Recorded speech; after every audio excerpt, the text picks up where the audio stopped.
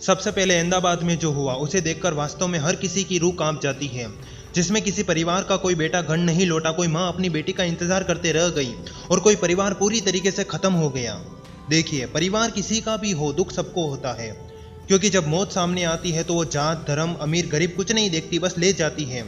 और मुझे पता है तुम अभी यही सोच रहे हो कि अगर उस जगह मैं भी होता या फिर उस हॉस्टल में होता तो मेरे साथ क्या होता। तो सबसे पहले तुम इस बात को ध्यान रखो कि जिंदगी का 50% खेल भगवान के हाथ में ही होता है और उन्हें पता है कि तुम कब, कहां और कैसे जाओगे, बस तुम्हारे कर्म अच्छे होने चाहिए। और बाकी की 50% जिंदगी जिसमें तुम अपने आप को ऑब्जर्व कर सकते हो और अगर कोई परिस्थिति आती है तो वहां से सीखो और आगे बढ़ो।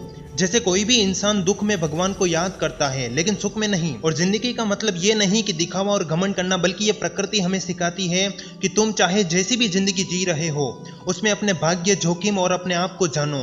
और अगर तुम घर से निकलकर सुरक्षित वापस घर लौट आते हो तो समझ लेना कि तुम्हारे सर पर भगवान का आशीर्वाद है। और सच बताऊं तो जिंदगी हमें हर घटना से गहरा सबक सिखाती है। जैसे 2025 में इन 6 महीनों में 6 घटनाएं घटित हुई, जिसे देखकर दुख तो होता है लेकिन वहां से सीखने को भी मिलता है। जैसे जम्मू कश्मीर में आतंकी हमला, भगदड़ और अब ये प्लेन क्रैश, यानी कि इतिहास वास्तव में अपने आप को दोहराता है। जैसे कई वर्षों पहले ऐसी ही घटना पहले भी हुई थी लेकिन लोगों ने इसे नजरअंदाज कर दिया। कोई भी इंसान किसी घटना को लंबे समय तक याद इसलिए नहीं रख पाता है क्योंकि उसको कोई परवाह नहीं।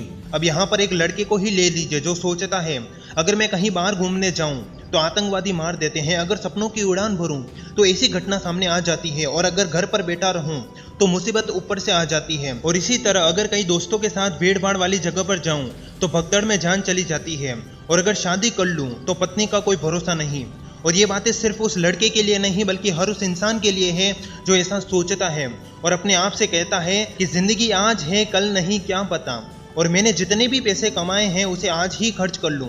लेकिन ऐसा करने से पहले अपने सपनों को और अपने परिवार को देख लेना, क्योंकि किसी घटना के घटित हो जाने पर तुम्हें अपने सपनों को नहीं भूलना है, यानी कि डीमोटिवेट नहीं होना है, बल्कि वहां से सीखना है और आगे बढ़ना है। और मुझे पता है तुम्हारे आसपास ऐसी बहुत सी घटनाएं घटित होती हैं जिसे देखकर तुम अपनी जिंदगी को अनकंफर्टेबल जैसा महसूस करते हो और तुम सोचते हो कि जिंदगी का कोई भरोसा नहीं है, जबकि मैं कहता हूं कि भरोसा है। जैसे तुम्हारे विश्वास का, तुम्हारे सपनों का और तुम्हारे आने वाले कल का। तुमने कल क्या किया था उसका। और ये खेल तुम्हें कुछ सिखाने के लिए ही आता है कि आखिर कब तक तुम सफल होंगे।